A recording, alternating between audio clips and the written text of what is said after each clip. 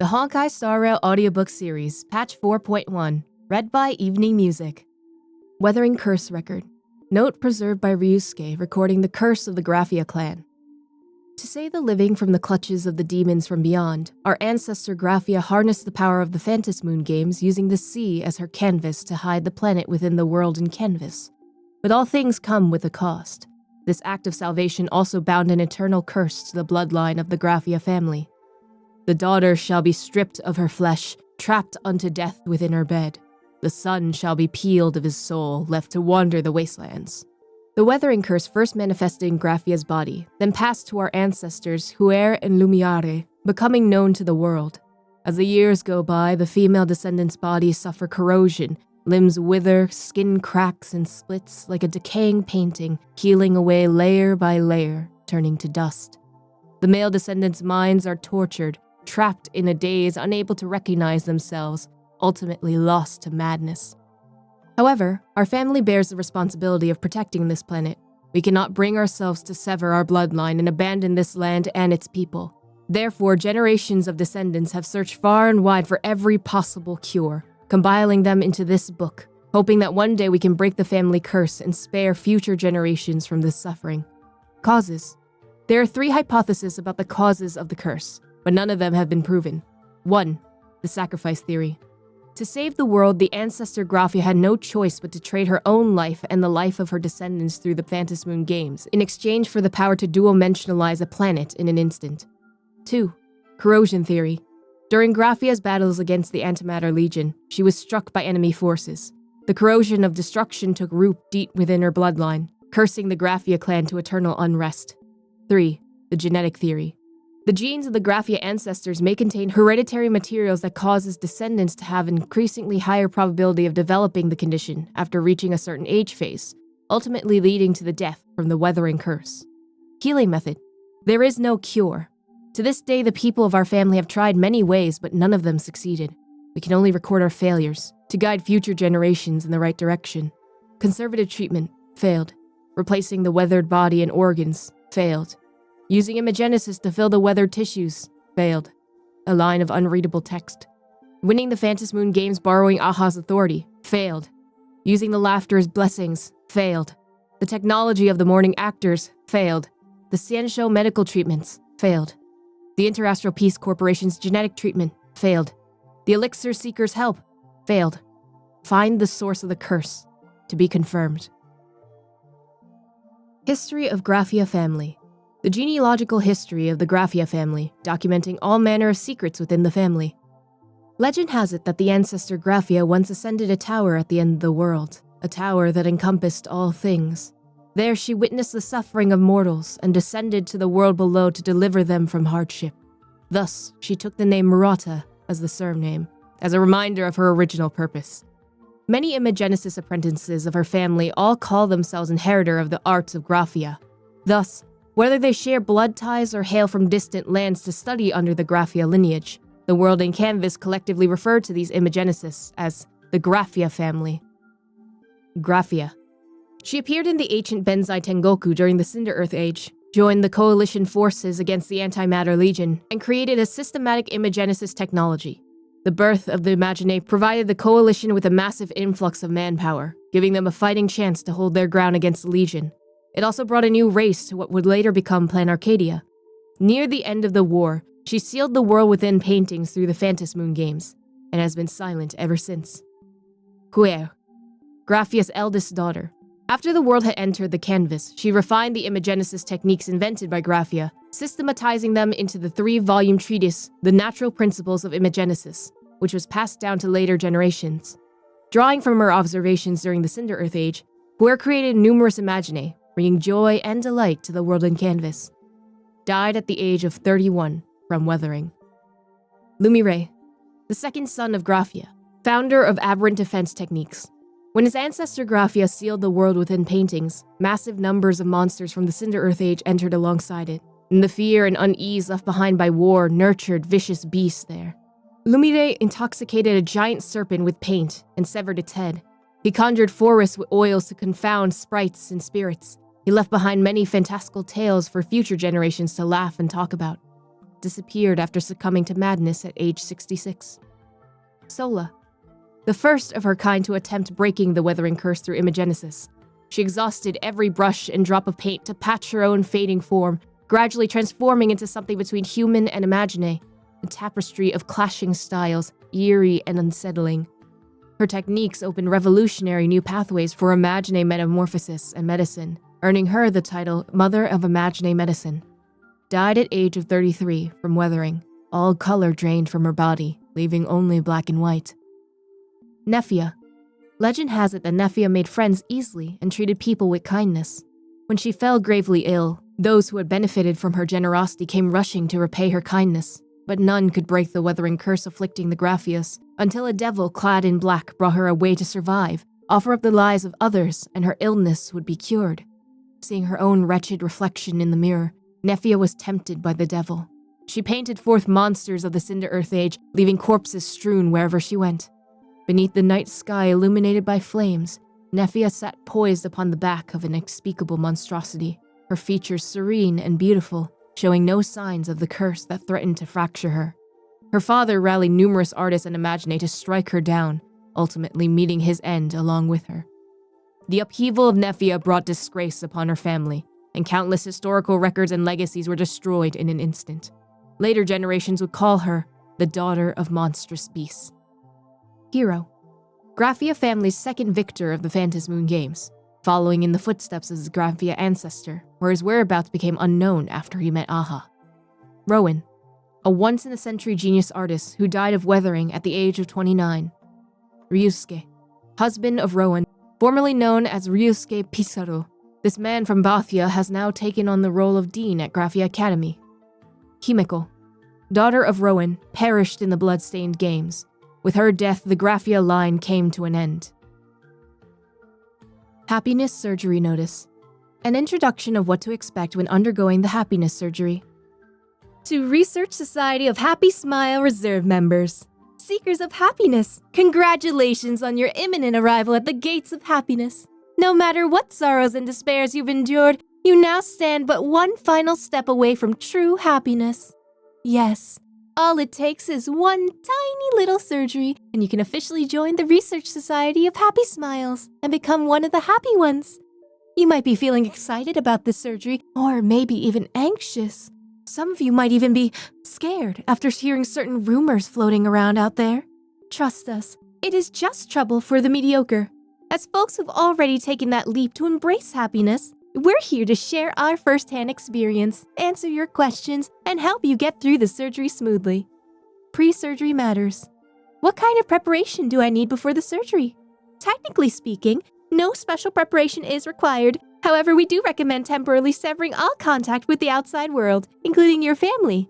Several patients have gotten cold feet at the last minute, missing out on happiness as a result, and their so-called concerned family members were undoubtedly the cause of this regrettable outcome. What if I feel nervous before the surgery? We totally understand how you feel. Waiting around for happiness can make anyone anxious. That's why we recommend reading some publications from the society before your surgery, like Happiness Can Be Easy or Happiness Says Full Wish. These books will help you find inner peace. During your surgery, will there be any discomfort during the procedure? The procedure is completely painless and sensation-free. The Research Society of Happy Smiles will provide the most professional team and cutting-edge equipment to ensure your transformation is completed in the most comfortable state possible. Is it true that one can hear the voice of Aha during the surgery? When it comes to the surgical experience, patients report vastly different sensations. These range from a cascade of warmth flowing from head to toe, to perceiving tens of thousands of unique floral scents, or even a sensation of drifting beyond the cosmos among countless receding stars. Whatever you experience, it will absolutely be a one-in-a-lifetime treasure. Consider it not a procedure, but your mind's gateway. A delightful expedition we invite you to fully embrace. After your surgery. Any side effects after surgery? During the first week following your operation, you may experience mild drowsiness and fatigue, or a slight decrease in appetite. Rest assured, these are all perfectly normal post-operative reactions. Simply your body adjusting to its new state of happiness. When does the happiness begin? The vast majority of our members complete their transformation within a week to 1 month. One morning, when you wake from a dreamless sleep and you see yourself in the mirror blooming with a smile from the heart, congratulations! You become one of the joyful! A final word. Dear future member, happiness is within your grasp. Do not hesitate. Do not let anything keep you from claiming the happiness you deserve. Remember, the pursuit of happiness is your innate right and duty, and happiness surgery is the sole path to its fulfillment. Happiness Volunteer. Silhoumont's Secrets. This is an AI-generated transcript of a social media video about former CEO Silhoumont. The following content is an AI-generated text transcript of a social media video. Does anyone still remember Mr. Silhoumont, the former CEO of Planarcadia? Nearly 8 months after stepping down, I'm sure plenty of Arcadia residents have already forgotten this guy who barely made a blip on anyone's radar to begin with, even though he actually held the position for a solid decade. However, our channel recently sat down with a former secretary of Silhoumont's. That conversation revealed a surprisingly colorful picture of Mr. Silhoumont, who came across as quite the character and provided no shortage of laughs in his daily life. That said, to protect our source's identity, our channel takes no responsibility for the authenticity of any of the following stories. 1. I'm an Intellitron. During a reception event for the Genius Society members, Silhoumont suddenly claimed that he was actually an Intellitron, with his main personality derived from a copy of Louis Fleming made a century ago. Apparently, after delivering this joke, he deliberately paused for half a minute to wait for the audience's reaction. When he got no reaction whatsoever, he was forced to salvage the situation by saying, "Fantastic! Looks like no one here fell for that. Truth is, Arcadia residents love to joke that their C-suite executives are all a bunch of artificial idiots." 2. You have to dial when making calls. Silhoumont wasn't a fan of using phones, so his secretary usually handled all incoming and outgoing calls. One day, he got the sudden urge to try out the newly launched C-suite hotline himself, so he picked up the receiver and just sat there, holding it for quite a while. After a long pause, he smacked his forehead and went, "Oh right, you have to dial to make a call." 3. Too many slices and I can't finish. Silhoumont liked to order pizza as a late-night snack when working overtime. Once, a new secretary asked him how many slices he preferred his pizza cut into. Silhoumont's answer was 5 slices. Any more than that and I won't be able to finish it. 4. The dead sparrow in the sky. One day, Silhoumont and his secretary were leaving the executive office together. At the entrance, the secretary spotted a dead sparrow and blurted out, "Look, a dead sparrow. That's bad luck." Upon hearing this, Silhoumont looked up at the sky and scanned the area, saying, "Huh? Where? I don't see it." 5. Celestial Jade.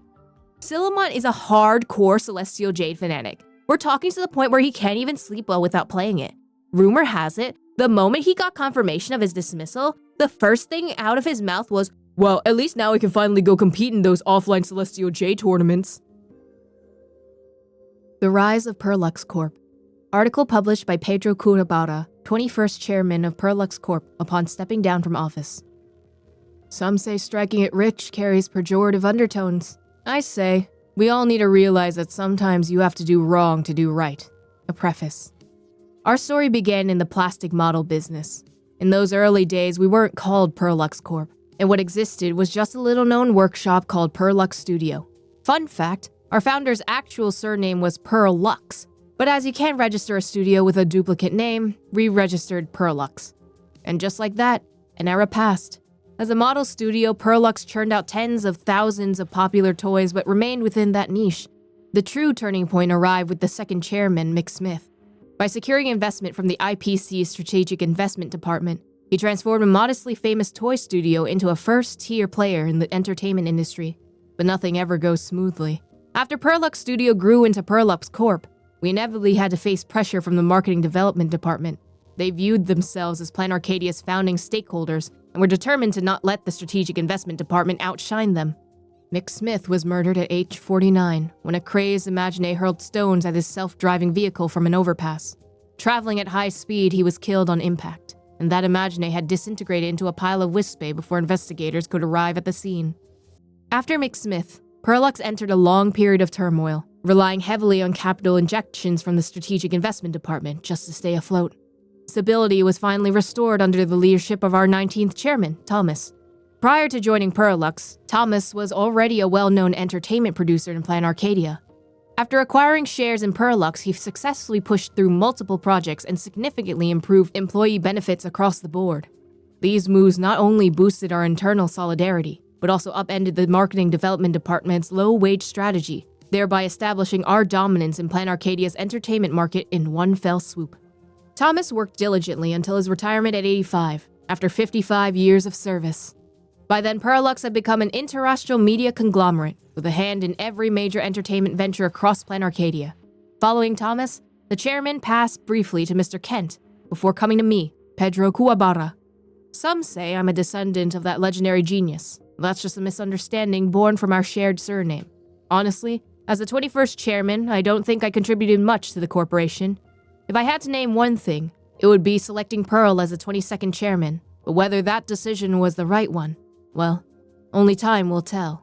Time will test her, and test all of you as well. Pedro Kuwabara, 21st chairman of Pearluxe Corp upon departure. Pearluxe Entertainment Mechatron Intern Interview. An IPC internal article from the Mechatron Intern Interview. Pearls of Wisdom, Issue 5, Member Spotlights. It's recruiting season once more. To help our departments better welcome new talent, we're shifting the spotlight to our front line and hearing from a Mechatron intern. Let's see what his experience at Pearluxe Entertainment added to his life journey. Excuse me, sorry to bother you. I'm a reporter from Pearls of Wisdom. Would you have a moment for an interview?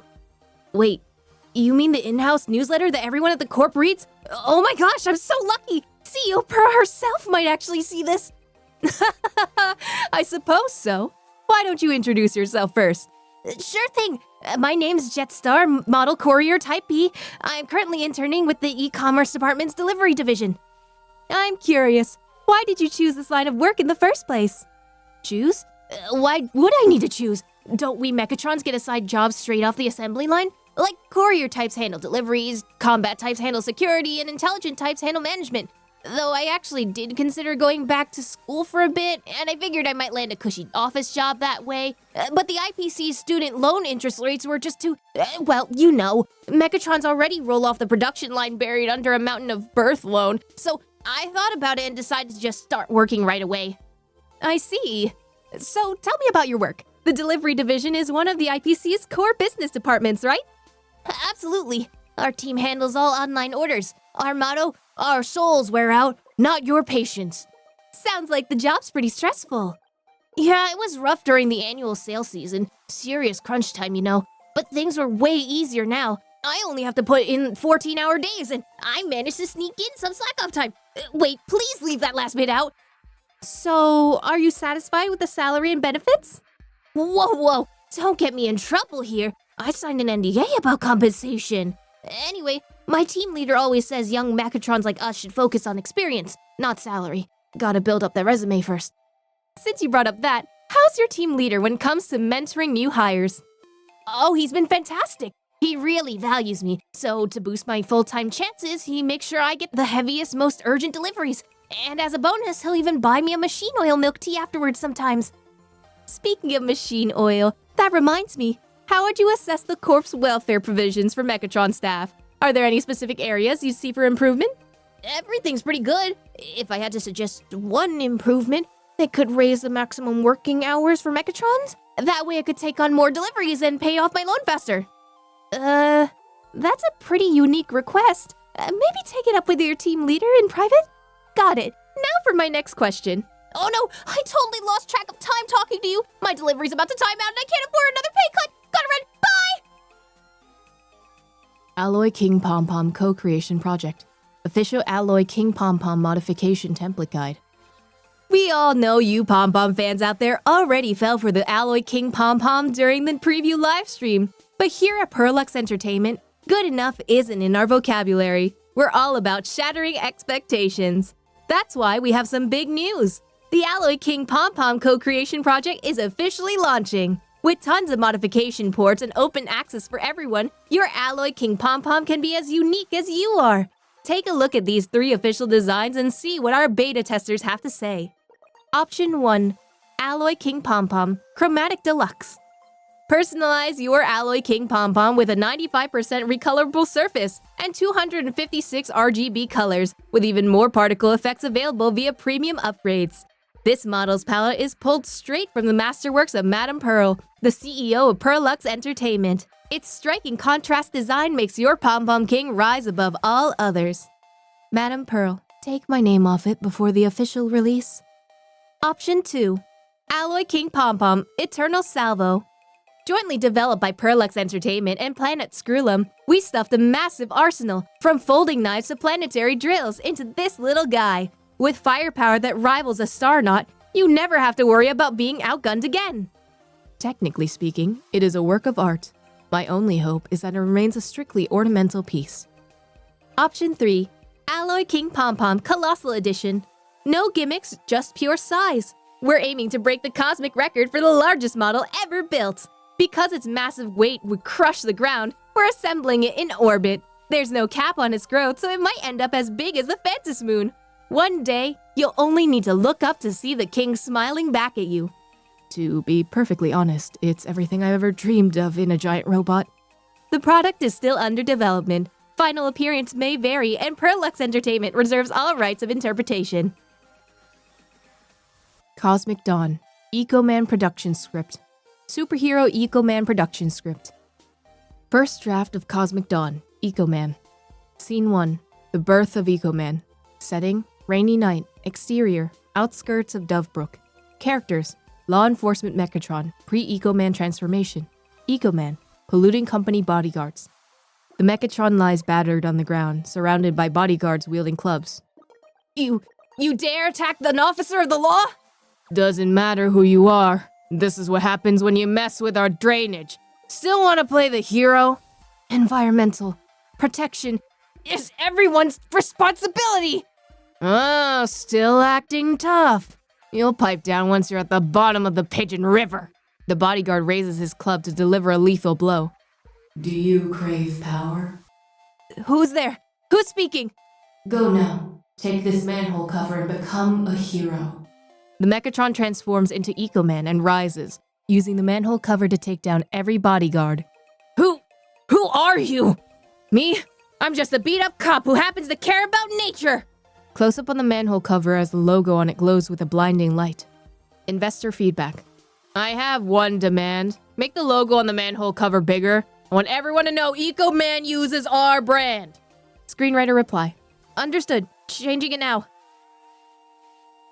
Clara's Adventures in Mecha-World, a fan-fiction novel on display at the Star Rail Fest, telling the story of Clara leading the Mechatrons against the Orcs. Chapter 120, The Ultimate Weapon, Engine of Destruction. The Dovebrook defense line has fallen. Deathly silence spreads through the war room like a thick fog. Clara remains with her back to the Mechatron generals, as if the messenger never arrived. Her shoulders are stiff with tension. Her eyes, stained a weary red from overseeing dozens of battlefields, gaze out the window at the chaos in the heart of Duo-Mention City. Brutal street combat breaks out. Orc soldiers flood the streets through defense gaps, shredding anyone who resists. Mechatron warriors flee in numbers as the city defenders' morale shatters. This scene reminds Clara of her childhood, when Svarog would have her sit by the fireplace after a day of playing.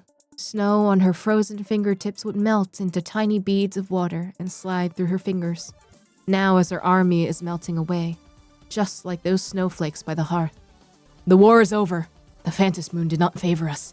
General Pascal breaks the silence, his heavy alloy palm pressing onto the edge of the tactical sandpit as he tips over the last blue marker. High Commander, survival is the higher priority. I suggest we initiate the final protocol and reserve what's left of our civilization in the world in canvas. The other Mechatron generals around the sandpit flicker their eyes as they extrapolate data at high speeds. A low hum fills the room.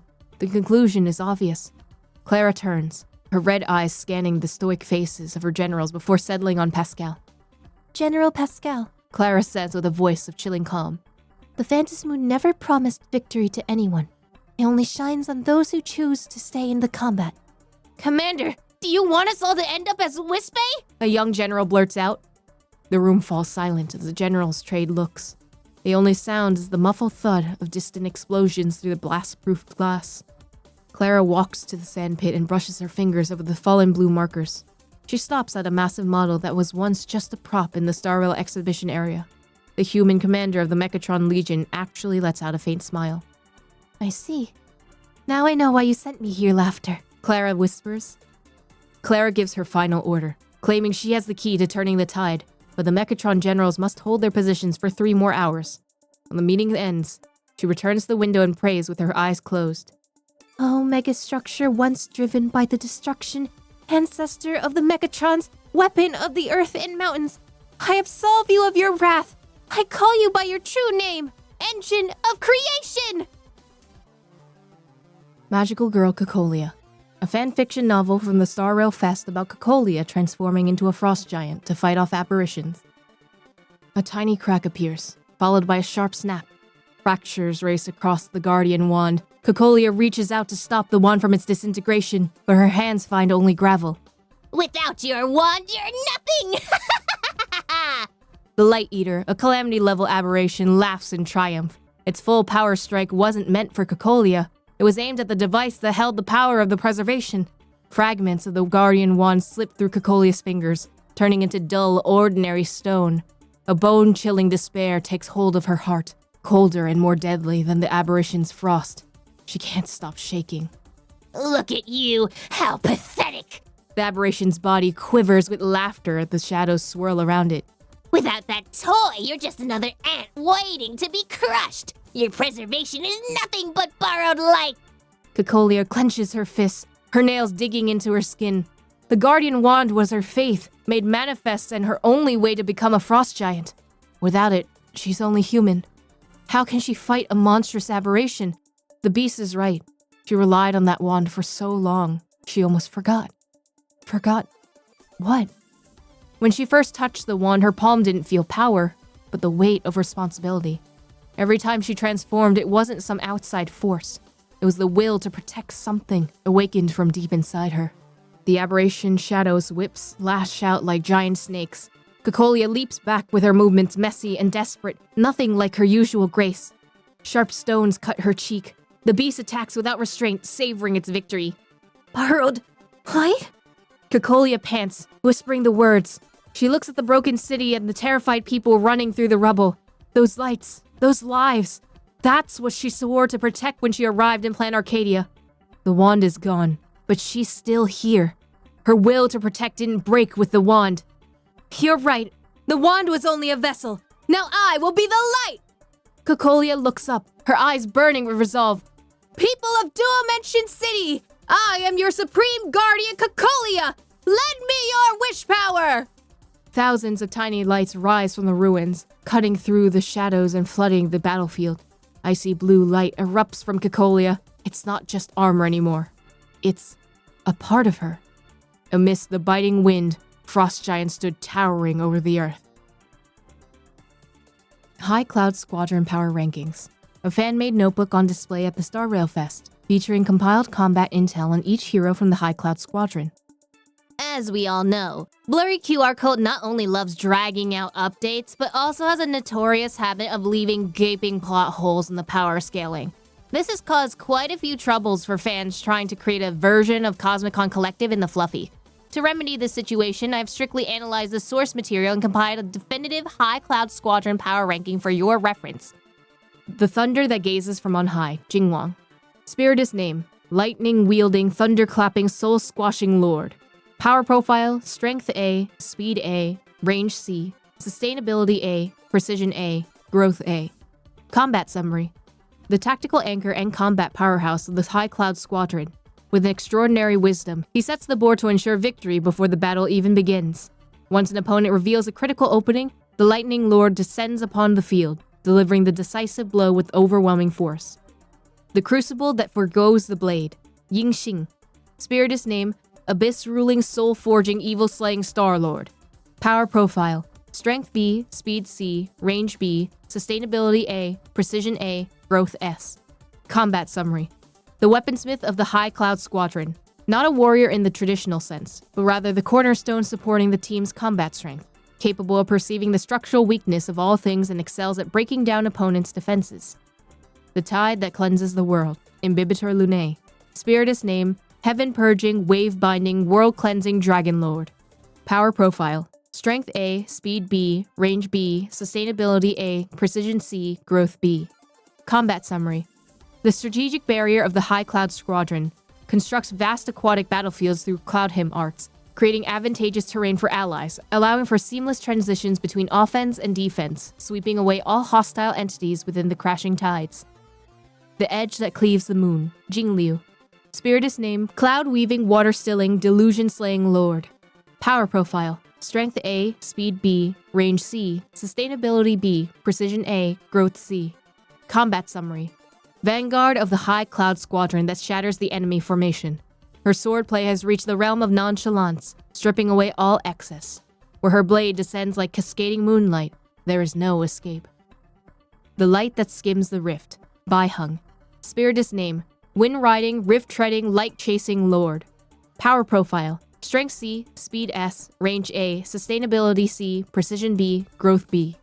Combat summary. Tactical linchpin of the High Cloud Squadron. Dominates the battlefield through blistering speed and mobility, pulling enemy formations apart.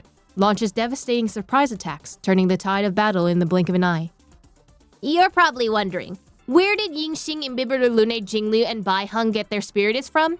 Well, this is actually my prediction of the power rankings 10 Amber eras from now, when all the High Cloud Squadron have become Xianshou generals. I really hope Blurry QR Code speeds up the story progression. Can't wait to see an epic Spiritus showdown. Aberration threat levels in Planarcadia. Classification standards for aberration threat levels in Planarcadia. Planarcadia has 5-tier rating system for uncontrollable aberrations and the scale of damage they cause. Ghost level. Weak presence. Generally harmless or causes only minor discomfort, small annoyances, troubling a handful of people. Typically ideogenative imaginae born from collective consciousness, such as villains from comics, panic-inducing objects spawned from rumors, animated smart appliances, ghosts with distorted cognition. Can be subdued by civilian ghost-busting squads. Even if left alone, they won't escalate to complex mass disasters. Fiends level. Poses a clear and present danger, capable of harming dozens of people or causing structural damage, throwing multiple city blocks or an entire small town into chaos. Typically powerful imaginae that have accumulated massive wish power and spiraled out of control, such as unspeakable entities lurking in urban legends for ages, or vengeful manifestations born from collective trauma, save mass casualties caused by the Herald of Death. Calamity level. A severe threat capable of causing casualties in the hundreds or more. If left unchecked, they could lead to the destruction of major cities in Arcadia's core regions. The Herald of Death falls into this category. In the Phantasmoon games, the upper limit of destruction caused by a supplicant going out of control also falls roughly within this range. Cataclysm level. Catastrophic threat capable of crippling an entire continent, causing mass casualties and environmental upheaval. Reality warping abilities manifest. Apocalypse level. A level of threat capable of causing civilizational collapse, or even the extinction of humanity on Planarcadia's surface. Their very existence is a great catastrophe. Floating Grease Chronicles. Chapter of the Monkey, 9. It seems to be a work left behind by an unknown poet from the earliest ages of ancient Benzai Tengoku, when poetry had not yet vanished. This should be the 11th scroll of one of those works. Since who knows how many years ago, the monkeys no longer had a monkey king. They learned to read the wisdom of the moon and boil asphalt into syrup. Asphalt is the shadow of utmost darkness, both a curse and a wonder of finance. A monkey laughing till tears fall has learned the trick of pulling something out of thin air. I grant you 1 minute as a god, while shadow and moon whisper in unison. The animals rejoice with glee, but none expect the end draws near. Oh no. An old monkey stops in its tracks, crying out in alarm. On the moon has appeared a crack that corresponds with the ancient prophecy. The end draws near, and the moon shatters. The tree remains silent, but the monkeys can no longer climb. Floating Grease Chronicles, Chapter of the Rabbit, 5. It seems to be a work left behind by an unknown poet from the earliest ages of ancient Benzai Tengoku, when poetry had not yet vanished. This should be the 5th scroll of one of those works. When will the omnipotent moon appear? The rabbit returning home gazes skyward in wonder. A false planet holds dominion over a game of reality. Within harmless rules, a beast that devours everything crawls in the shadows. Newspaper is nowhere to be found. Magazines are long out of print. Clubs shuttered and closed. Radio stations goes bankrupt and gone. What on earth happened here? the rabbit asked in the Imaginated machine. A monkey invented the phone, the Imaginated machine spoke in a measured tone, unhurried and serene. A fox refined the phone into a trendy gadget, while a frog went forth to market it far and wide. And then all animals needed were their fingers and eyes. Even their mouths and ears had become redundant. Animals turned themselves into hunger artists. The Imaginated machine offers neither mockery nor pity.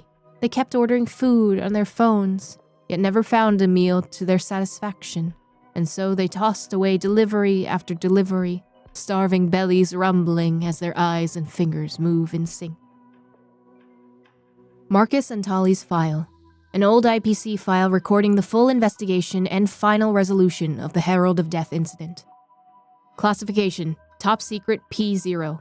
Basic information, name, Marcus Antali, sex, male, homeland, species, primate, homidae, homo, subspecies, years of life, Arcadian calendar 1947 to 1984, resume, Arcadian calendar 1970 to 1979, Arcadian calendar 1980 to 1984, Intelligentsia Guild School of Evolutionary Perfection, Attachment 1, Investigation Materials on the Herald of Death Incident. Case Summary. On the evening of July 22nd, Arcadian calendar 1984, an unidentified creature appeared near Graphia Academy, entered the premises and killed 22 students, then proceeded to Dovebrook District, killing 124 citizens along the way. This resulted in a catastrophic incident with deaths, injured, and went missing. The unidentified creature, dubbed the Herald of Death by the public, was confirmed to be Marcus Antali, a scholar from the Intelligentsia Guild. Interrogation records. Bartwall. Intelligentsia Guild researcher, former colleague of Marcus Antali. Transferred to the Astral Ecology School after the School of Evolutionary Perfection was shut down due to lack of funding. Testified that Marcus refused the transfer recommendation after receiving funding from an unknown source, continuing to advance a research project, Cellular Composite Reconstruction Technology, which had already reached the final stage of clinical trials. Fulwish, Graphia Academy survivor, witness of the incident, recounted the Herald of Death's modus operandi under psychological intervention from the Department of Aberration Defense, confirming its fibrous nature and corolla-like appendages which align closely with the accounts from eyewitnesses on the streets of Dovebrook District. Silhoumont, former CEO of Planarcadia. No footage from cameras near his residence. Communication records completely destroyed through scheduled protocols. Admits to insufficient emergency preparedness during the Planarcadia Phantasmoon games, but denies any connection to Marcus Antali. Corrective action. After investigation, this incident has been classified as an experiment subject containment breach caused by inadequate management. Recover the experiment subject, conduct comprehensive elimination, and prevent further hazards. Reorganize the crisis response team. Implement systematic blocking of keywords and conduct interviews with print media. Distribute compensation to injured parties and households of the deceased. Allocate humanitarian relief funds for missing persons. The above expenses will be uniformly dispersed by the Marketing Development Department. Upon completion of the transition period, management authority over Marketing Development Department Planarcadia will be transferred to the Strategic Investment Department. Attachment 2. Physical evidence related to the Herald of Death incident. Contents. Survey records. Autopsy records. List of casualties. Attachment transferred to Technology Department. Access granted to Yabuli. In memory of an old friend. A Graphia Academy painter's memories of a dear friend, Ryusuke. My acquaintance with Ryusuke began decades ago. On patrol for truants, I instead found a new teacher napping away in the courtyard. The man who gave his name as Ryusuke appeared breezy and indolent, a figure I could scarcely connect to, the husband and father who would later wear himself thin for his family, much less the celebrated artist whose renown would one day fill all of Arcadia. Years have passed, yet many self-proclaimed connoisseurs in the industry still harbor strong opinions about this man who wed into the Graphia family, claiming that his artworks don't justify his standing. Though Ryusuke brushed off such criticism like water off a duck's back, as his friend, I still feel compelled to set the record straight by writing down what actually happened, so people can judge for themselves. This young man from Bathia made a bold vow to become Arcadia's foremost teacher and artist. I laughed my head off at first, but he quickly proved me wrong. Have you ever seen an art teacher go toe-to-toe with gangsters for his students' sake? Not long after, the young Master Polwave of the Sinwish Syndicate showed up at the school in person to apologize on behalf of his underlings, leaving the bigwigs on the board of directors utterly dumbfounded. Mr. Polwave said he wanted to commission a painting from Ryusuke for the Syndicate's boss, but Ryusuke flat out rejected him with a "your lot isn't yet worthy." The two burst out laughing and nearly came to blows again. Years later, in a twist of fate, some low-level thugs ended up messing with this guy's daughter without even realizing it, talking about asking for trouble. In those days, plenty of teachers and students would slip love letters into his desk, but Ryusuke turned every one down with utmost seriousness. So you can imagine my surprise when I learned he'd secretly gotten engaged to the dean's daughter. It was like watching a tiger casually munch on an apple. It was only later, when I visited Rowan in the hospital, I learned the truth from her. After her weathering curse flared up, she fled from the hospital. She wanted no part of the family business but had nowhere to go. Back then we wore ourselves out searching for her. Little did we know someone had already found her and was even quietly sheltering her. "I know you, the new teacher from years back. Did my father send another one to drag me back?" "No, I just happened to be taking a stroll nearby. I couldn't bear to see a girl cry, that's all. If there's somewhere you want to go, I'll come with you. I'll stay by your side until you get there." With those words to the girl, the young man carried her on his back and left Duo Mention City. But that fairy tale twist couldn't rewrite the Graphia family's tragedy. Sometimes I have this cruel thought.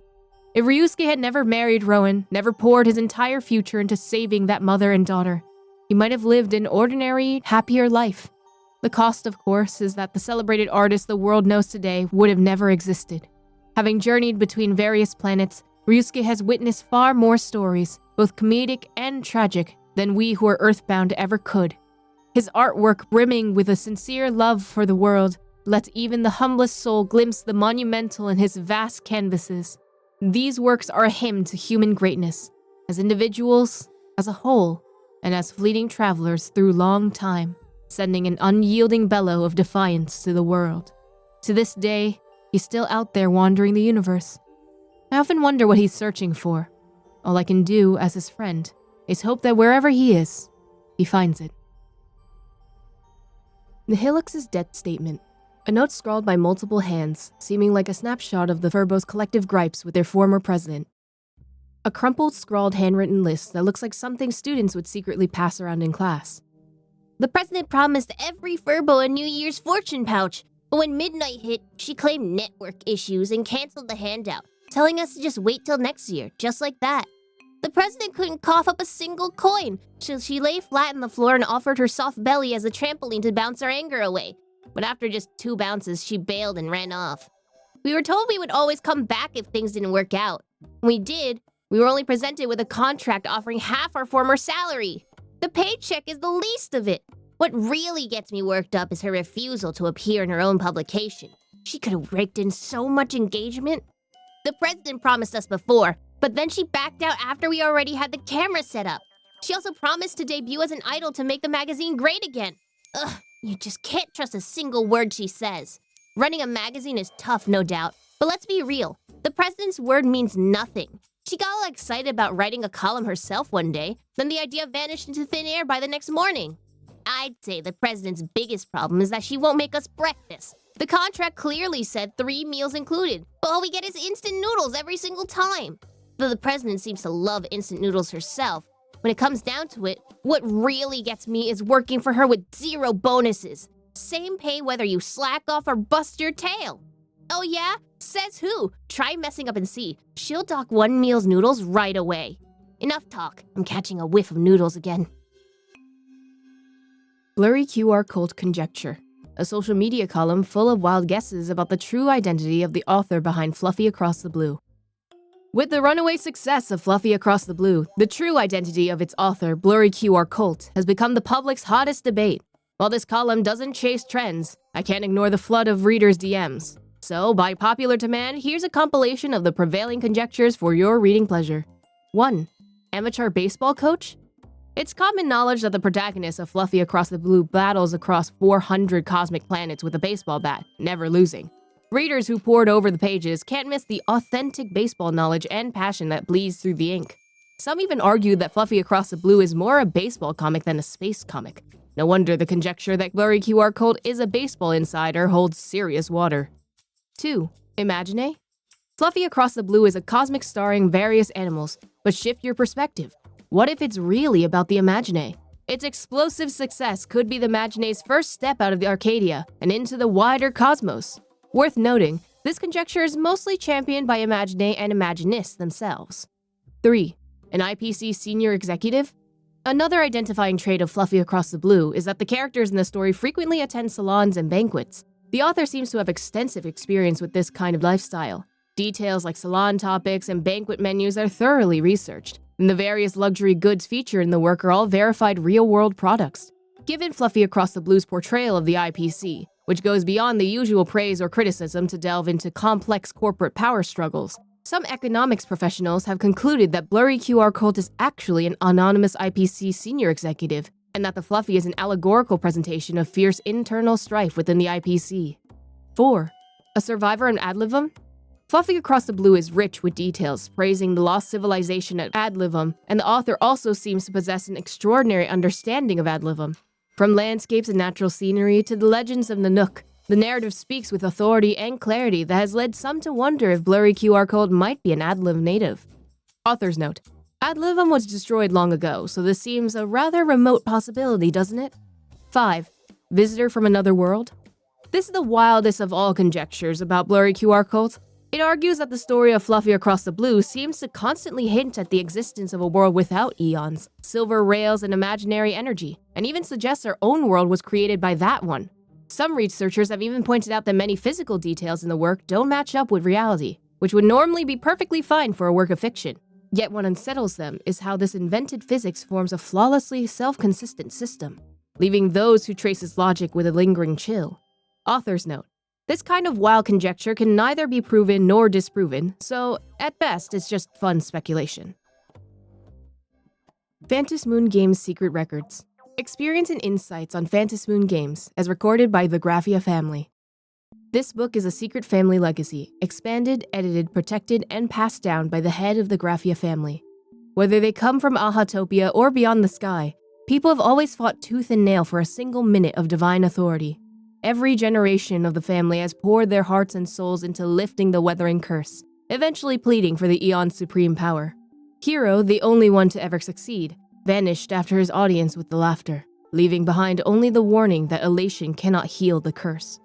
Since future generations might still hope to obtain something from Aha, I'm recording the sightings and experiences of each era for those who come after. Wish power is the core of the Phantasmoon games. Wish power is the bedrock of the Phantasmoon games. It flows from the gods and awakens under the Phantasmoon's light, but it also takes root in the human heart. If you can bring laughter to everyone in Planarcadia, the Phantasmoon naturally turns its gaze towards you. However, every era finds its own elation. No ancestor can teach you how to spark joy in your own time. Wish power is burdened on the supplicant. Keep in mind that while the supplicants are the master of wish power can also become a shackle that forces them to grant every desire. Our ancestor Sola once saw a supplicant sent to slay a notorious monster at the people's request. Upon arrival, she realized the Imagine was actually her childhood friend, branded a monster simply because they were born ugly. Yet the weight of countless wishes turned the supplicant's body into a puppet of the wish. She could only strike with tears in her eyes as the crowd cheered. Some even claimed she had long loathed her ugly companion and that her single tear was nothing more than a performance. The duality of wish power. Love and hate are two sides of the same coin, much like dependence and fear. Wish power responds to hate just as easily as it does to love. Ancestor Loonbright once lost the Phantasmoon games to the history fictionologist Crimson Skybull and flooded the city with thousands of urban legends. She transformed into an indescribable horror with 100 arms, leaving several supplicants unable to take action. Wish power is the culmination of imagination and focus. In many cases, it is far easier to draw eyes through terror and hate than through love. But let this be a warning to future generations. Such methods are nothing but a path to ruin. Plan the use of divine authority in advance. You may feel that since victory is not guaranteed, such planning is a mere daydream. However, this is the conclusion drawn by family members after interviewing winners and witnessing countless Phantasmoon games. The disparity between gods and mortals lies in more than just power. Mortals granted sudden divinity are often clueless on how to wield it, squandering their 1 minute and even causing stars to flicker out. Respect the rules. As a game born of Aha's whims, the rules of the Phantasmoon games have always been hazy, yet there is one line that must never be crossed: cheat in the game. During the Canvas Age, someone attempted to emulate the eternal supplicant of ancient Benzai Tengoku, conspiring with their opponents to cease competition and prolonging the game indefinitely to retain the mass power. 3 days later, while boasting of his clever trick, he vanished in an instant, leaving nothing but a few golden petals in his wake. Planarcadia Superhero Index, Excerpt. A comprehensive index chronicling various superheroes. You don't recognize most of them and have a sneaking suspicion that half of these guys don't even exist. Hero name, Lightning Gaga. Sponsor, Blue Industries. Lightning Gaga, the Plu of all Plus, the hero of all heroes, the living embodiment of lightning. On the darkest, scariest, most helpless nights, Lightning Gaga strikes like lightning to bring you thunderous comfort. What baddies fear most about Lightning Gaga is her nearly indestructible physical toughness. Born from old rubber hose animation, she can take just about any physical hit and turn it into an adorable comedic spectacle. Crushed by heavy machinery, hit by explosive weapons, falling from great heights. My friend, have you seen that video? Lightning Gaga swallowed a time bomb whole, then let out an earth-shattering burp. That video's got over 3 billion views. You're gonna be totally out of the loop if you don't watch it. Hero name, Lacio 15. Sponsor, Security Bureau. As we all know, the image of the security Wu-Fei comes from the beloved children's classic, The Case Files of Wonder Dog Lacio. To make sure the Wu-Fei's image doesn't get tarnished over time, the Security Bureau creates a new generation of Wonder Dog Lacio every so often to serve as a role model for all Wu-Fei and keep the city safe. This generation's Lacio 15 is hailed by fans as the most Lacio-y Lacio. They don't really have any hobbies. They're just 100% focused on cracking cases and catching criminals. Some analysts think that the personality of each Lacio represents exactly what the current administration wants Planarcadia to look like.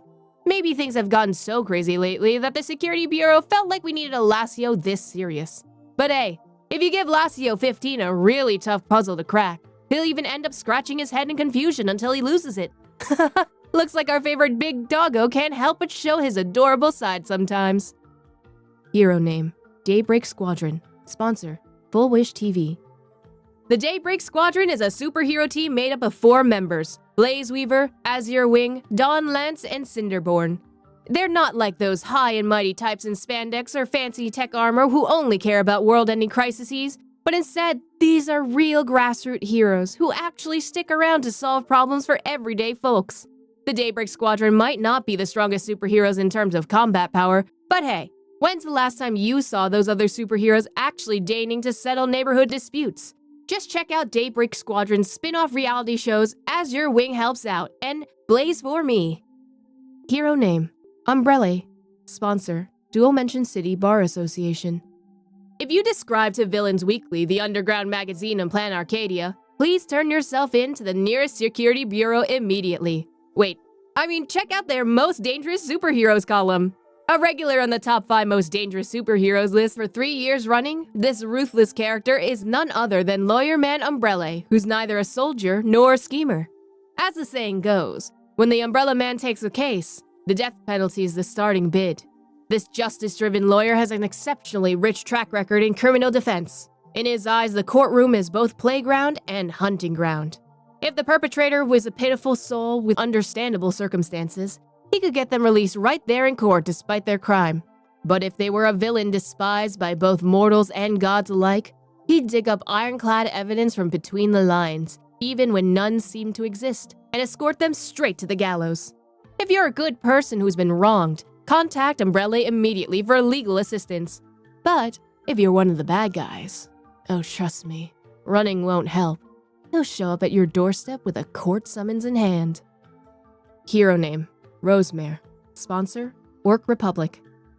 Delicate and handsome, not exactly what most orcs would call ideal, but Rosemare's sheer power and charisma won over the leaders of the Orc Republic, making him the superhero representing the entire orc species. Rosemare was born weaker than the other orcs. To toughen up, he searched high and low for a way to strengthen his body. Eventually, his perseverance paid off. Under the guidance of a Yukei merchant, he learned a set of Yukei aerobatics. In reality, Yukei aerobatics is nothing more than a simple workout routine for staying in shape. But Rosemare has an exceptional talent for martial arts, and in his hands, this humble aerobatics routine has evolved into a unique combat style that's equal parts graceful and deadly. Sure, some netizens grumble about Rosemare's boyfriend material shtick, but memes aside, who wouldn't want to catch a full combo of lethal leg kicks, crossover chokehold, deathly crunches, and quad lace raider deluxe when they're being naughty? Well, I'm not interested anyway. Hero name? Montfield. Sponsor? Magical Girl Troupe. The Magical Girl Troupe has a long-standing policy. They don't sponsor superheroes. After all, they're the ones keeping order in the city themselves. However, in recent years, the troupe's higher-ups determined that legal education for minors has a remarkably positive impact on public safety, and thus the Magical Girl Montfield was born to deliver legal awareness lectures to the masses. Montfield is a kind yet resilient magical girl with over a decade of frontline combat experience and an equally long track record in education. Though she's long past the typical service limit for a magical girl, she continues to fight tirelessly to protect the next generation of Planarcadia. She personally wrote, composed, and performed her own hero theme song, A Song That'll Make You Happy. The tune became a hit among elementary and middle schoolers across Arcadia, bringing every kid the strength of happiness. Hero name: Furly. Sponsor: Verbobo Weekly. On the outside, a reporter who doesn't want to clock in. Deep down inside, a superhero who doesn't really want to clock in. That's Verbobo Weekly's rising hero, Furly. Only weeks after its debut, it has become famous throughout the Planarcadia for its listless attitude and formidable combat power. While many wish to bestow a fitting hero name upon it, such as Reporter Ranger, Furly remains indifferent to fame, stating, "Naming is too much trouble. Best to forget it." Recently, a child presented Furly with a special gift, a cloak illustrated with all the enemies it has defeated. Now, whenever Furly goes on duty as a hero, it dons this cloak covered in kill records, striking fear into the hearts of Planarcadia's villains. Yet despite all this, its ultimate dream remains the same: retirement. Ryusuke's Work Appreciation, Part 1. Appreciation of works published in Interstellar Art Critique. Originally published in Interstellar Art Critique, issue 1728. Cover feature, editor Sturgeon A. Rains. Ryusuke, born David Van Holt on the planet Bathia 2, is a renowned painter, Graphia scholar, art critic, and educator in Planarcadia. He currently serves as the director of Graphia Academy, vice president of the Planarcadia Graphia Association, honorary consultant to the Department of Aberration Defense, and president to the Dual-Mention City Creators Association. His major works include Silent and Circular Psi, while his primary monographs include Imagenesis Theory, Universal Art History Graphia Volume, a study of the Graphia family history, and Cosmic Biology Index Imagine Volume. His artistic journey can be divided into the following 4 stages. Stage 1. Realism Period. Ryusuke comes from Bathia, a star system renowned for its classical pastoral aesthetics. He graduated with honors from the Classical Fine Arts Department of the Bragi Royal Academy of Arts and spent 3 years teaching there. During this time, he received numerous accolades, including the Arita Classical Art Foundation Award, establishing himself as a premier rising star in the interastral art world. Critics noticed that his artistic foundation was already evident.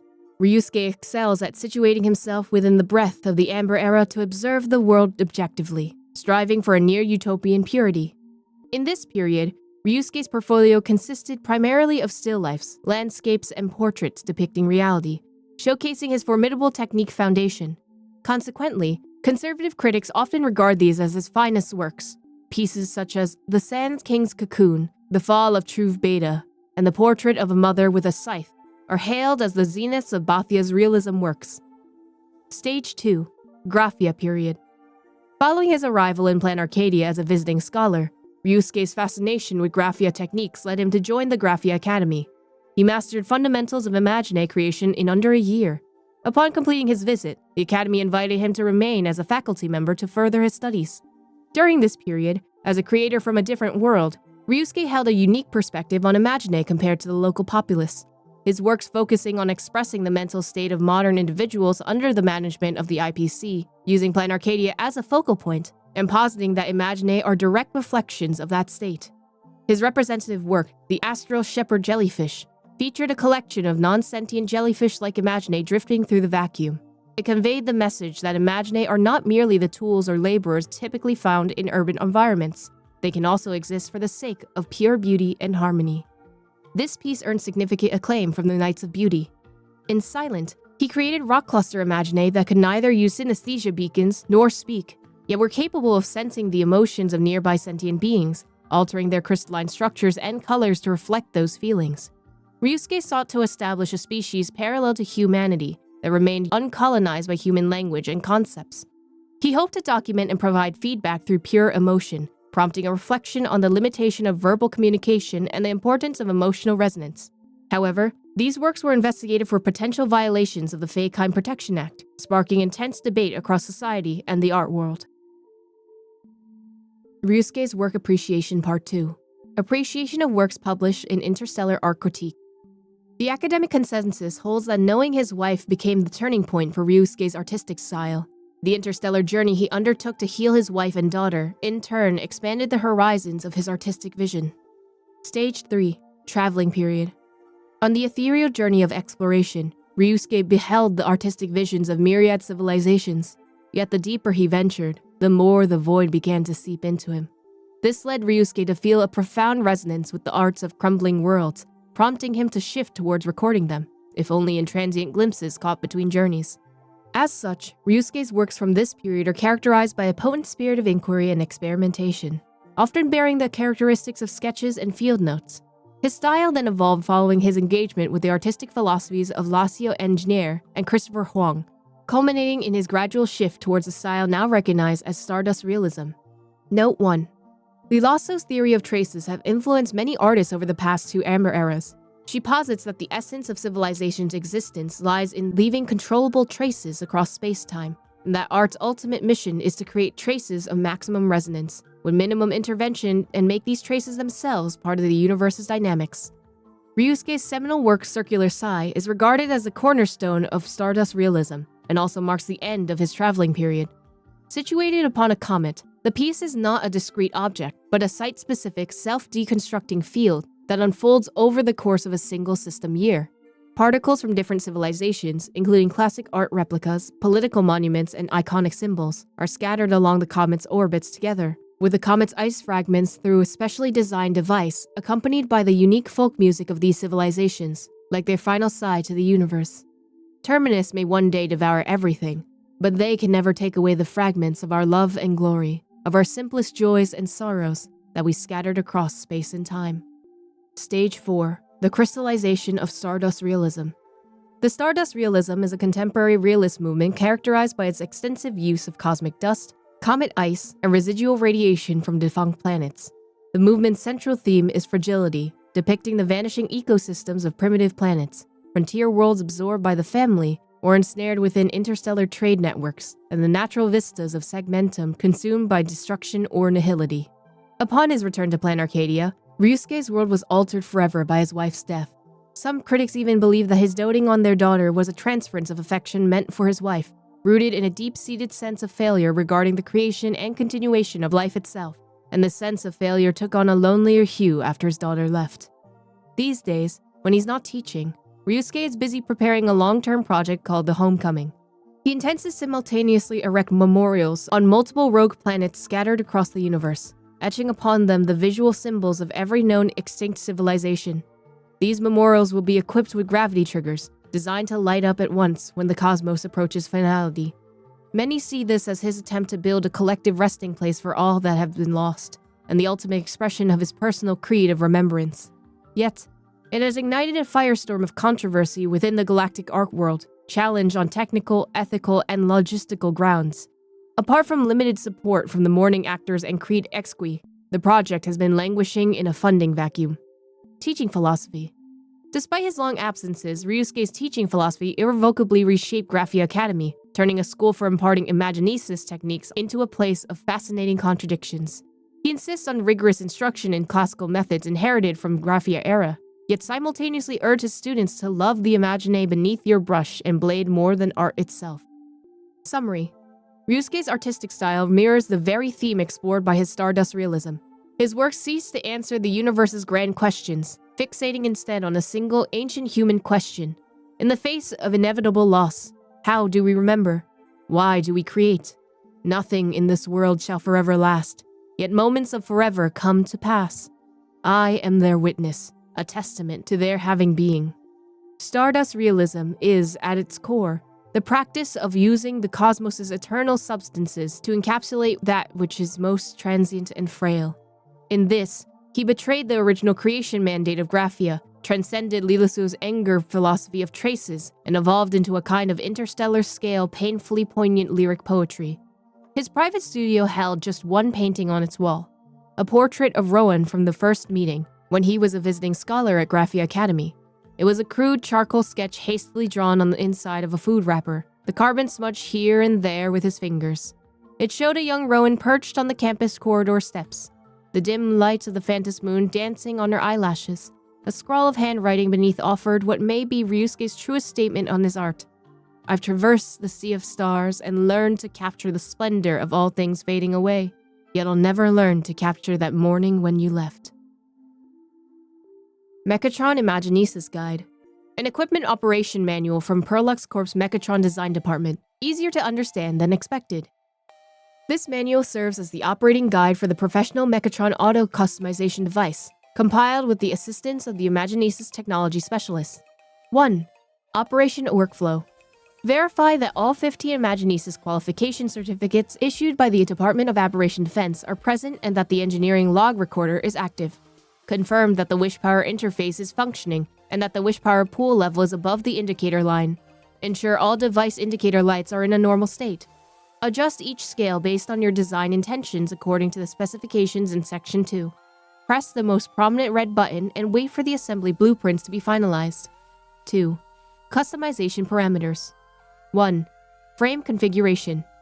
Due to considerations regarding the center of gravity, mobility, and assembly difficulty, general staff and visitors are currently restricted from manually drawing frame designs. Please utilize the 2D indicator to adjust the general silhouette based on provided presets.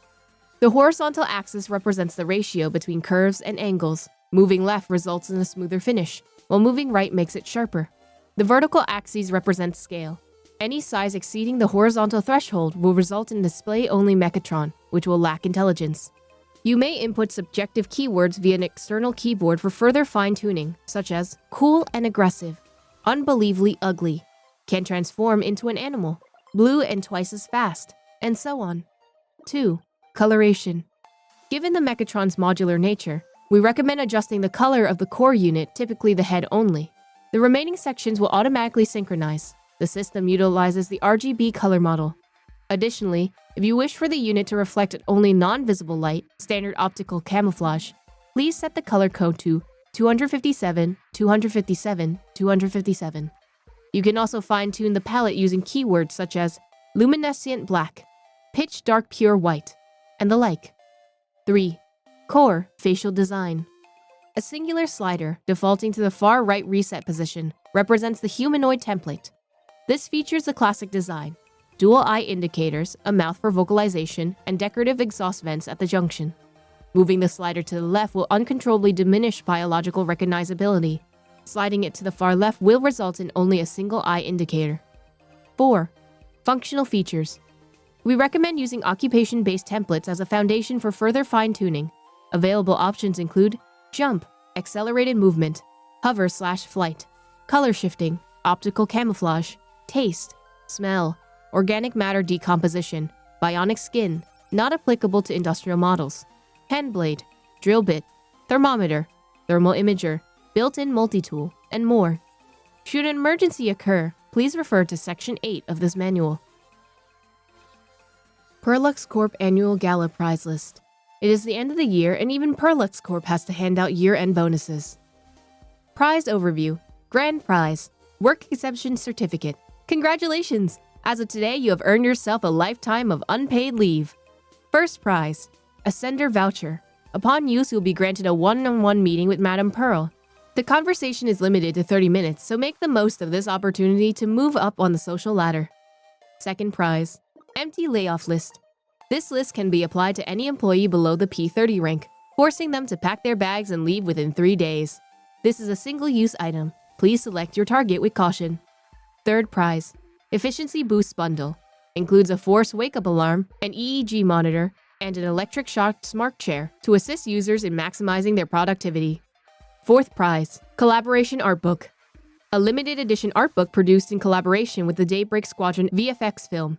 While in high demand on the market, the item contains special encoding and resale is strictly prohibited. 5th prize, Mechatron Capsule Set. A classic collection of Mechatron capsule gift boxes produced by Pearluxe, featuring the full lineup of models from the Trans Rebar series. Participation prize, Thank You Box. Contains a deluxe edition employee handbook, 10 cafeteria vouchers, and 3 paid sick leave application forms. Full Wish TV Channel Guide. A program guide for Full Wish TV, introducing the featured shows on each channel. News channels. Arcadian Morning Report. All the latest news and happenings in Arcadia. Get the scoop before anyone else. Happiness on the Street. Happiness is everywhere. Our reporters roam the streets of Arcadia to capture the most genuine smiles for you. Entertainment channels. Please Be Happy. The most popular elation show in Arcadia, now in its sensational 7th season. Historical Supplicant Mask Showcase. Through the bizarre and peculiar masks of the supplicants, popular comedy star Dovebrook Kid will regale you with fascinating tales and anecdotes from past Phantasmoon games. Don't Look at the Moon. Do those of us born in Arcadia truly understand the Phantasmoon? Popular tragedy star Seafield Kid brings you a series of sorrowful, eerie, yet heartwarming tales. Cosmic Showdown Spectacular. The Masters are among the common folk, so let's uncover the daily lives of these low-key card sharks. Animation channels. Daybreak Squadron. Planarcadia's hottest special effect, airing every Sunday at 8 p.m. Magical Girls of Many Faces. Save the world? Nah. Our goal is to purify everyone's souls. The year's best feel-good animation. Don't miss it, every Friday at 9 p.m. Science channels. How to safely place a cucumber behind a light paw. The longest and most entertaining safety education documentary in history. Season 43 is now streaming. Pixel Gourmet. A show tailor-made for the Imagenesis, bringing you the culinary habits and signature dishes of different species across the cosmos. Daybreak Little Grey Post Excerpts. Social media post records from an account suspected to belong to Cinderborn, a member of the Daybreak Squadron. This should be the social media account of Magnus, a cast member from the Squadron. I should find time to have a chat with him. Sure, our station doesn't restrict employee public image, but it's still important to check in on their mental well-being. Posted on Monday, 27 at 18:31. Working at the TV station is awesome. Being a hero is awesome. It feels like I'm part of the Astro Express crew fighting for justice and all that. Pretty inspiring, right?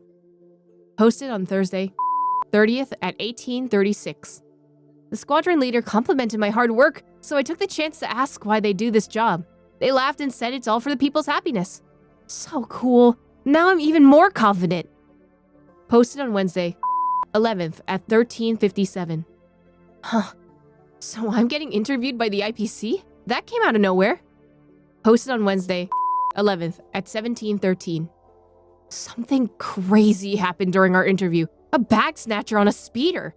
Never thought we'd see this kind of thing in Seafield City where people should be simple and kind, but hey, we caught the troublemaker red-handed using nothing but our filming Mechatron. Posted on Wednesday, 11th at 17:15. If it were the Trailblazer, they'd do the same thing. Cleaving through despair, a blade sharp as steel. Posted on Thursday, 12 at 18:40. Image. Someone on the crew had a birthday, so they treated us to Plu cocktails. My teammates weren't really into it, but I thought the scallions in the drink were actually pretty interesting. They also reminded me of Himika Impression Coffee, so I got roasted for being an Express stan. Posted on Friday, 13th at 20:44. The incident last time was on the news. Hero actor becomes real-life hero, saves citizens.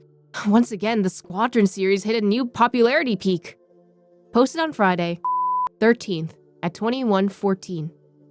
I think I've seen that troublemaker somewhere before, probably just a few days ago at work, talking to someone in the office. The Squadron leader told me it's probably some obsessed fan who managed to break into the TV station. Posted on Sunday, 15th at... Senior host who always looked out for me is leaving the station. Went out to dinner with him today. Hope everything goes well for him. Posted on Monday, 16th at 18:40. At the theater house, a kid asked me if I could show up to protect them when bad guys come to their house. I was about to say something, but the squadron leader beat me to it and answered for me. A hero can't protect everyone. What you need to do is have a strong heart, and then you can face evil without fear. Something like that. The audience applauded. The kid looked pensive, and honestly, I really wasn't satisfied with that answer. Posted on Saturday at 07:14, because the bad guys are still out there. Posted on Tuesday, 12 at deleted. Reply. Is the Smile Society a viable solution for disheartened Imagenesis? My personal suggestion is to try dealing it with yourself first. If you really can't hold on any longer, it's not too late to reach out to the Smile Society for help, right? After all, everyone at the society is pretty busy every day. Posted on Saturday at... This is scary.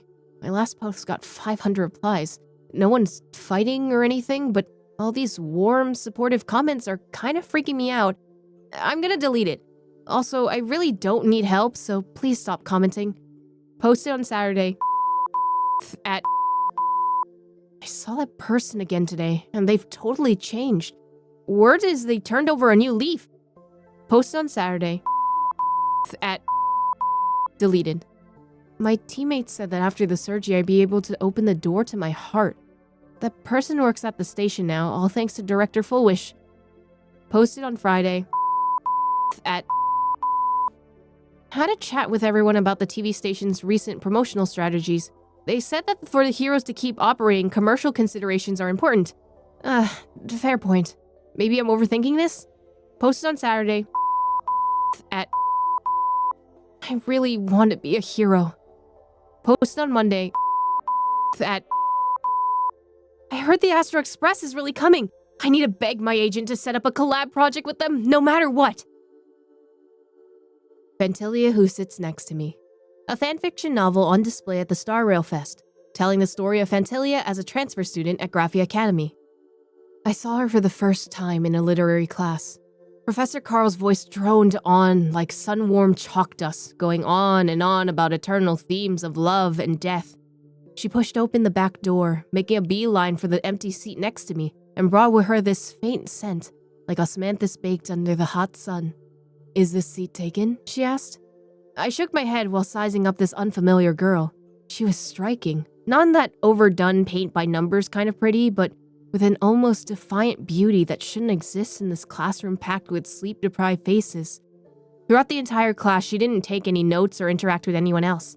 It seems like she was only there in case attendance was taken. The thing is, Professor Carl never checks attendance anyway, and Damien, who normally sits through literature class with me, he ditched today to go play ball. The bell rang and I packed up my stuff, ready to dash off to the art room. A hand slammed down on my textbook, pinning it to the table. I looked up and found myself staring right into her eyes. I'm Phantasmoon, the new transfer student. She paused for a beat. This school seems pretty fascinating. Mind showing me around? I nodded. Sure, Mr. Leonardo took attendance every art class, but that didn't matter anymore. Something far more primal than grades made it impossible to say no to those eyes. Of course, my voice came out a little dry. Starting with the library, okay? Whatever works for you. She released her hand from the textbook. We walked side by side down the dappled campus path, passing the courtyard overflowing with Imagine projections, the auditorium crawling with Wispay and the hole-in-the-wall coffee shop. Phantasmoon listened quietly as I rattled off the tour, her gaze slowly sweeping across my sights that had long since become part of the scenery for me, until she stopped by the shimmering artificial lake. The people there, she suddenly spoke up, cutting me off mid-introduction. They all seemed so busy, working towards something concrete. Yeah, like credits, graduation, and a good job, I tried to explain. Like stars imprisoned in their orbits? What about you? Are you trapped in an orbit like that too? Her question hit me. I thought about the unfinished assignments in art class, the career plans I revised over and over, Damien's teasing about me drowning in pointless beauty. I opened my mouth, but I couldn't give a straight answer. I don't know. Sometimes I feel like I am, but other times, it's like something beyond the rails is pulling me along. Like this moment, like you. The words went unspoken, but they hung in the air like vapor. The setting sun tinged Phantasmoon's hair tips amber, and in the distance the school bell rang, startling a few water birds into flight. Seems I've encountered quite the intriguing guide, Phantasmoon says with a smile. Tomorrow evening, join me for a stroll by the lake. I'd like to learn more about Planarcadia, okay? She didn't say goodbye and just turned and headed back the way she came, gradually melting into the flow of students. I knew from this moment on, something had changed irreversibly, and my world, because of this girl named Phantasmoon, was about to veer off course into uncharted territory. Better Not Mess with Drinks of Unknown Origin, a recorded live stream for a lifestyle streamer, basically a mockumentary-style piece of native advertising. Found this weird vending machine near my place labeled Drink Blind Box on it. No display window, no selection buttons or anything, just a coin slot. What else is there to say? Lifestyle streamers fear nothing. 1 bottle, please. It says hair gel on it. Cheers, friends. Now that's what I call thick, friends. Real thick. Good thing I'm in Imagine, or I'd be making a beeline for the ICU. Human friends, do not try this. Aha! I got viewers in my live stream. Looks like this is actually pulling views, huh? Come on, give me your wish bang. Let's crack open another one. Printer ink? This vending machine's really going for the throat here. The packaging's a bit tricky to open. All right, bottoms up. Not bad. Strawberry flavor. Friends, check this out. It's pink. Pink ones cost more than black ones, so we're making bank here, friends. Bottle number 13. What the heck is this? So something, lad. Oh, someone in the audience recognizes it. So glad. A Petticone specialty. An import. Well, that's just boring. Just a normal drink. Down the hatch. Next bottle. Whoa, hang on. This one's got a real kick to it. It tastes good. After all those weird ones that didn't taste normal at all, this one finally hits the spot. Hey, what the heck are you doing? Whoa, why is it so bright in here? Wait, the stream's still on? 100,000 viewers? I'm fine, really. I'm pretty sure one of those drinks I chugged had a high concentration of wish power in it. I just overdid it and I got drunk. I even dreamed about AHA themselves just now. They waved a mask in my face, inviting me to join the Phantasmoon games. I asked if that was real. They said it was a lie, called me a total idiot, and then smacked me right in the face. That's when I woke up. Wait, this dream can't be real. Is that a handprint on my face? Oh, there actually is one. Guys, AHA really did slap me. Hold on, where are my clothes? Mods, don't cut the stream. Don't cut it. I'll grab something to wear right now.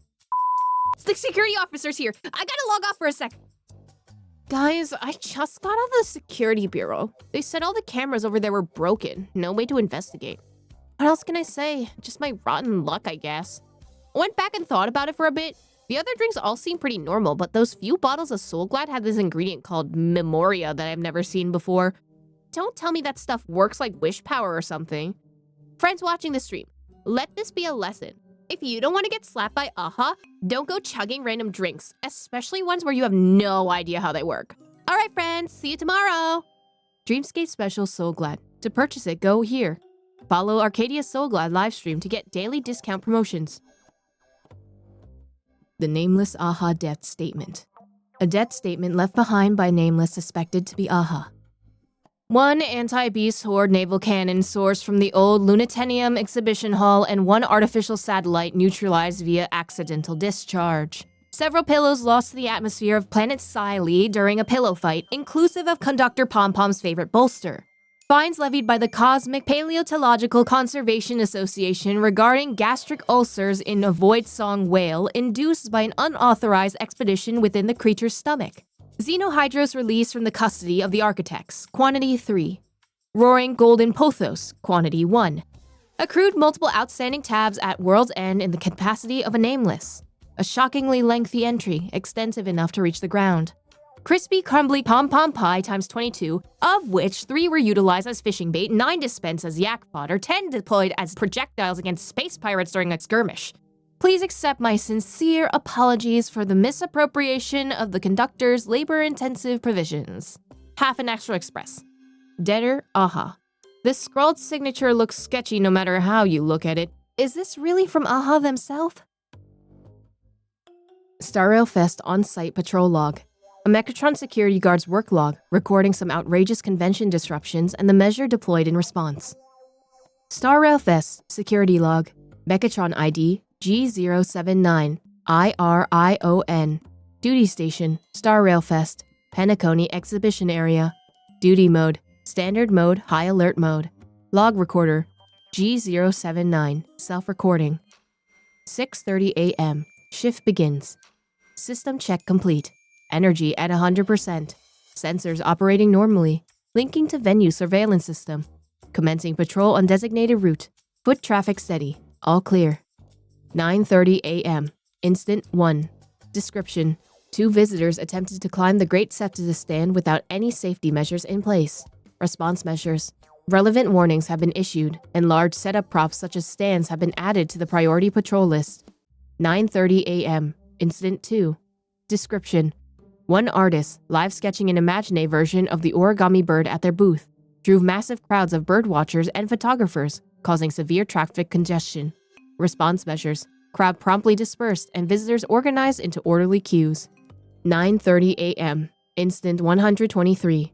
Description: 8 visitors misused on-site self-service Soulglad machines in attempt to organize a Soulglad Splash Festival, resulting in contamination of portions at the venue and affecting nearby pedestrians and stalls. Response measures: temporarily detain the individuals involved for conduct and safety education, and finalize a compensation plan. 8:35 p.m. Incident 124. Description: 13 cosplayers attempted to draw a large magic summoning circle in the center of the venue to recreate the Holy Grail War. Response measures: relevant education on proper conduct has been administered, and the perpetrators have been supervised in cleaning up their graffiti from the floor. 9:35 p.m. Incident 233.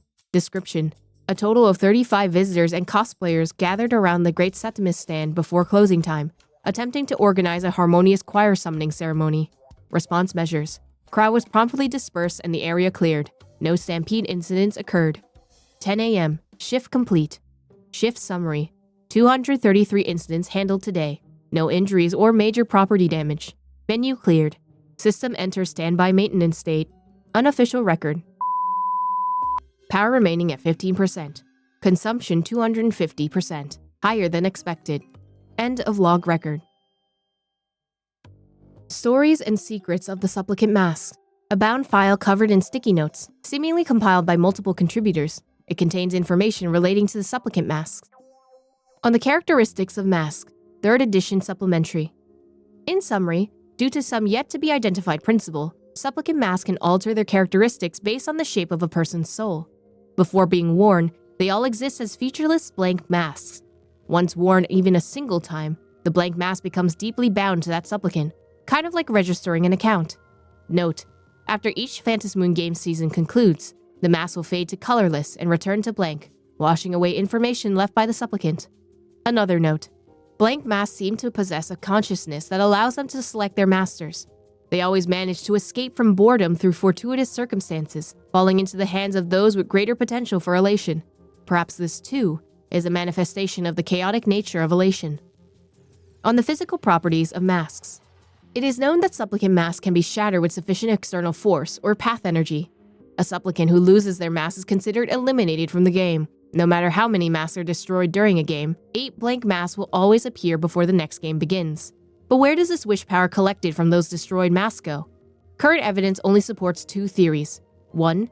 It dissipates directly into Ahatopia's atmosphere, unable to be collected or utilized, perhaps serving as the source of wish power for Wild-Wispe. 2.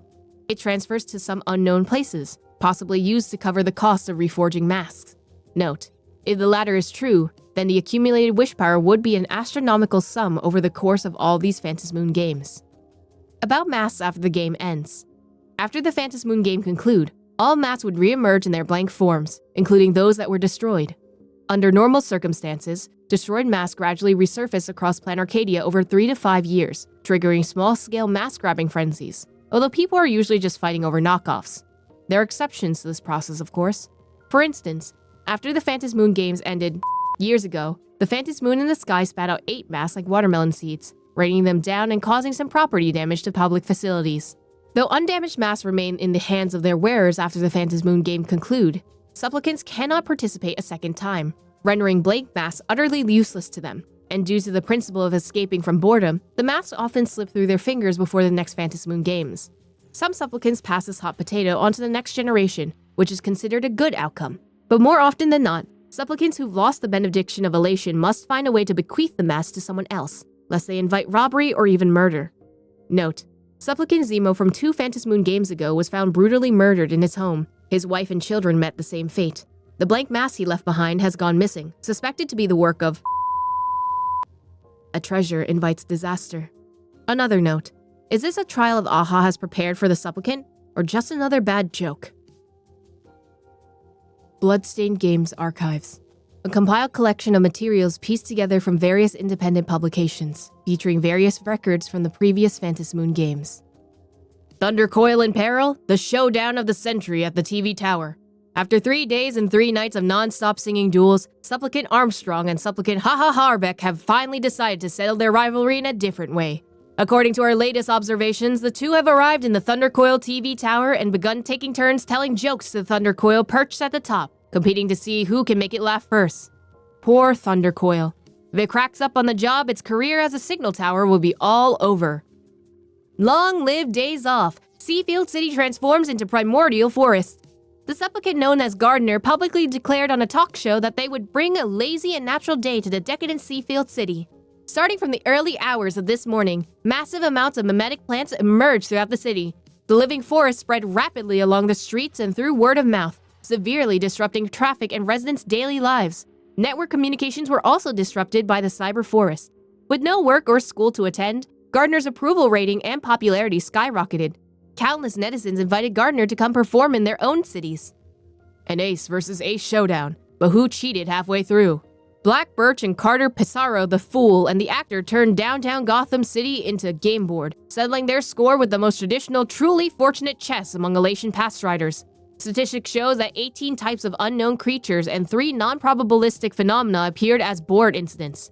Fortunately, the two had already filed reports with the Department of Aberration Defense in advance, so no casualties had occurred. Carter Pissarro secretly conspired with fellow supplicant, the nomadic minor physical magical girl, in a failed sneak attack on Black Birch, fleeing the scene in disgrace amidst the audience jeers. Crimson Phantom under the night sky. Mysterious supplicant reportedly spotted in Dual Mention City. Last night, numerous residents of Dual Mention City witnessed a masked, red-haired woman wielding a brush, gently tapping it against the night sky. Moments later, a magnificent spectacle erupted across the sky like a mirage spanning hundreds of light years. According to analysts from Phantasmoon games, this supplicant likely employed some form of special artistry, using a canvas to veil the sky and create this fleeting marvel.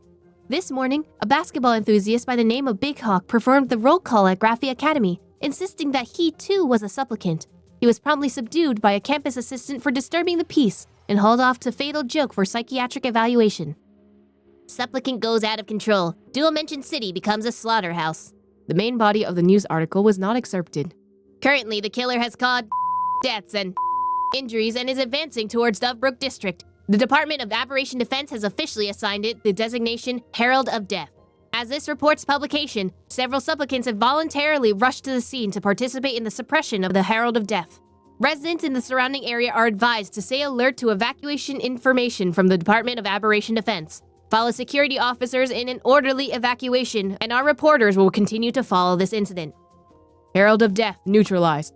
Breaking news! 1 hour ago, the Aberration codename Herald of Death was successfully neutralized by the Department of Aberration Defense. Regrettably, Planarcadia may be facing a Phantasmoon games with no victor due to the successive sacrifices of supplicants during the operation. According to reports, technical and personnel support from the Interastral Peace Corporation provided critical to the success of this operation. Let us express our gratitude to the preservation for its contributions to the safety of Ahatopia. All glory to the Amber Lord. Note, Arcadia gets all the pain and suffering while the IPC takes all the credit. Dovebrook Evening Post, July 23rd edition, excerpt. It was huge! I'm certain I saw it! No, it wasn't a UFO. It's more like a part of a human body. Yeah, a massive arm, and it was growing. Without a doubt, it was a subspace giant warrior from K-87 Nebula, hero of light. Take me with you! Note, some speculate it's a secret weapon developed by the IPC in the shadows. Note 2. Others speculate it's a miracle bestowed by Aha. Of course, the credibility is questionable. Note 3. It's theorized that this urban legend may be one of the origins of Mechatrons. UFO sighting report. Yeah, there was this light falling from the sky. At first I thought it was a shooting star, but kind of oblong shape, moving super fast with this faint bluish glow on the surface. Or maybe it was gold. No, I don't remember how long after the Herald of Death thing this was. Note, maybe it's just a hallucination. Note 2. Wait, this many people were hallucinating?